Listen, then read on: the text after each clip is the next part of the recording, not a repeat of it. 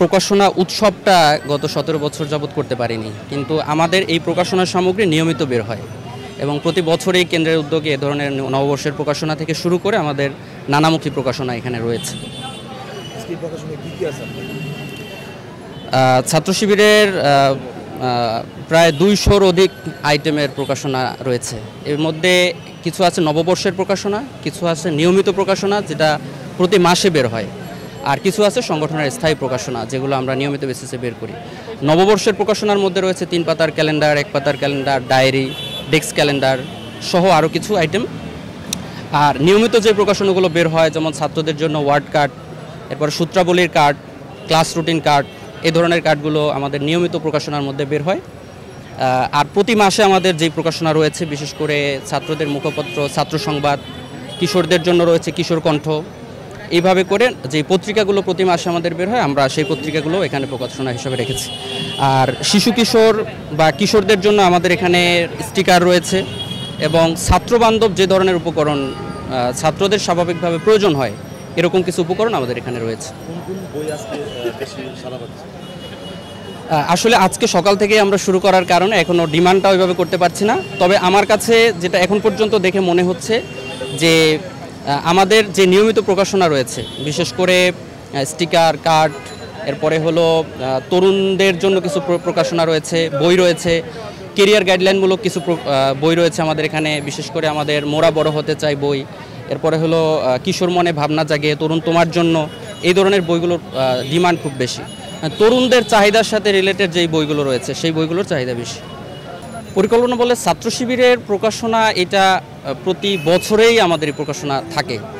তো আমাদের পরিকল্পনা হলো সৃজনশীল কাজের মধ্য দিয়ে মূলত ছাত্র শিবির সাধারণ ছাত্রদের আরও কাছে যেতে চায়।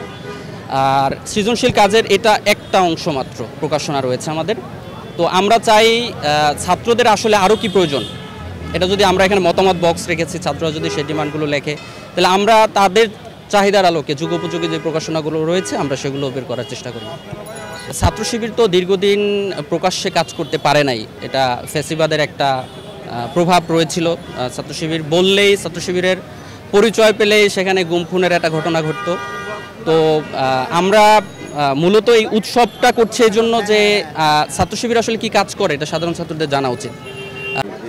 জি, দেখে খুবই ভালো লাগছে যে এরকম একটা আয়োজন করছে আমাদের মাঝে, আমরা নতুন কিছু দেখতে পাচ্ছি এবং আমাদের পছন্দ মতন বই বা ডায়েরি যেগুলো বলেন সবই কিনতে পাচ্ছি। প্রকাশনা উৎসবটি তেজগাঁও কলেজে প্রথমবারের মতো আয়োজন হচ্ছে আলহামদুলিল্লাহ। আমরা আমাদের ছাত্র ভাইদের কাছ থেকে, আমাদের শিক্ষার্থী ক্যাম্পাসের শিক্ষার্থী ভাইদের কাছ থেকে কিন্তু আমরা আলহামদুলিল্লাহ অনেক ভালো একটা রেসপন্স পাইছি। তো আমরা আশা করি আমাদের ছাত্র শিবির সম্পর্কে এই ক্যাম্পাসের যেই ছাত্ররা আছে সবাই অনেক বেশি আকৃষ্ট হবে। আমাদের যে বুদ্ধিভিত্তিক এই একটা কার্যক্রম, ছাত্রদের জন্য যেই একটা সুন্দর কার্যক্রম, যে শিক্ষামূলক কার্যক্রম, সেই শিক্ষামূলক কার্যক্রমের এই একটা সুন্দর একটি প্রদর্শনী হচ্ছে আজকের এই প্রকাশনা উৎসব। তো আমাদের এইখানে আলহামদুলিল্লাহ আমরা একদম 12 টাকা থেকে শুরু করে একদম 800 থেকে 1000 টাকা দামের বই আমরা এখানে সেল করতেছি। আলহামদুলিল্লাহ আমাদের সব ধরনের বই, সব ধরনের ক্রেতাদেরকে আমরা পাচ্ছি। তো আমরা আশা করি যে আমরা এই প্রকাশনা উৎসবটি আমরা খুব সফলভাবে সম্পন্ন করতে পারবো। আমি আজকে আসছিলাম মূলত এখানে মাস্টার্স ফাইনাল পরীক্ষা দেওয়ার জন্য। এখানে এসে ছাত্র শিবিরের এই বই মেলা দেখে আমার খুবই ভালো লাগছে। এখান থেকে আমি একটি বই কিনেছি, কিশোর কণ্ঠ, যেটা আগেও পড়তাম, অনেক ভালো লাগতো। এখন এটা হাতের নাগালে পেয়েছি, এটা আরও ভালো লাগতেছে।